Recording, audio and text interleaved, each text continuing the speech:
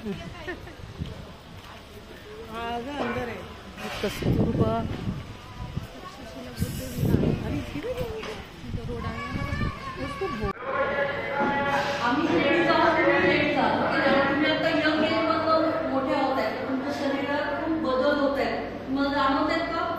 शरीरातले बदल जाणवत आहेत. परत हार्मोनल चेंज होतात. सगळ्या स्कूलमध्ये जाता का तुम्ही? किती आहात साधारण? फर्स्ट इयर कॉलेजच्या मुली आहात ना. म्हणजे तुम्हाला सायन्स हा विषय झाला असेल ना 10वी पर्यंत. सायन्समध्ये आपण शिकलेलो असतो आपल्यामध्ये काय काय चेंज होतात, हो की नाही?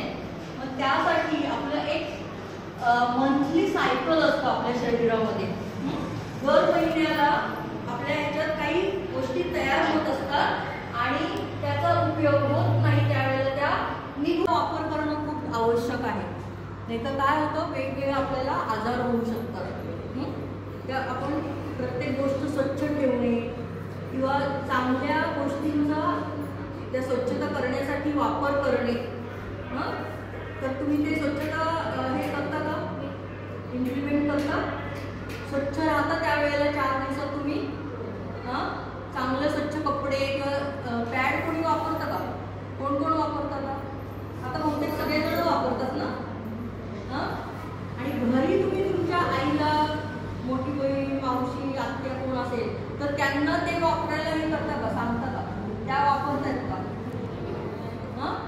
तुम्ही आता एज्युकेट झालाय म्हणून तुम्ही वापरताय, म्हणजे पण वापरतायत ना. चांगली गोष्ट आहे. म्हणजे आपण पण कुणाला तरी एज्युकेट करायला पाहिजे ना. आपण पण सांगायला पाहिजे ना आपल्या घरच्यांना की हे नवीन आलेलं आहे प्रॉडक्ट आणि आपण आपली स्वच्छता पण ठेवली पाहिजे, आपलं हायजीन बघितलं पाहिजे, आपल्याला काही आजार व्हायला नाही पाहिजे ते पाहिलं पाहिजे. तर त्यासाठी आम्ही हे पदयात्रा म्हणून आमचे जे सर आहेत तर ते पूर्ण आशियामध्ये आपल्या घरच्यांना बरं वाटत नसेल तर आपण लगेच दवाखान्यात नेतो. आपल्या मुलांना बरं वाटत नसेल तर आपण लगेच दवाखान्यात नेतो.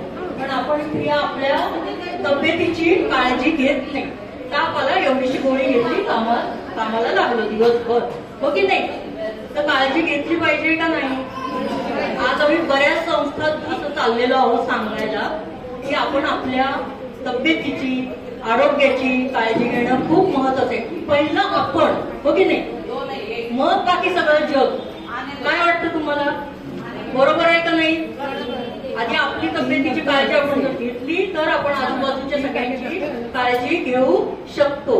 आता आम्ही हे जे पॅड देत आहोत तर ते जे आपले जे काही महिन्याची आपली प्रक्रिया असती तर त्यातनं खूप विषाणू, जीवाणू आपल्यामध्ये जातात, माहिती आहे तुम्हाला?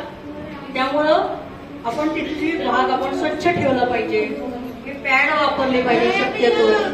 आणि ते सुद्धा वापरून झाल्यावर कुठेही कचऱ्यात टाकले नाही पाहिजे. तर ते नीट काळजीपूर्वक पॅक करून चांगल्या ठिकाणी, कारण जे कचरा गोळा करणारे पण बायका असतात बघा, त्यांना तसं वाटत असेल ते गोळा करताना, त्यांनी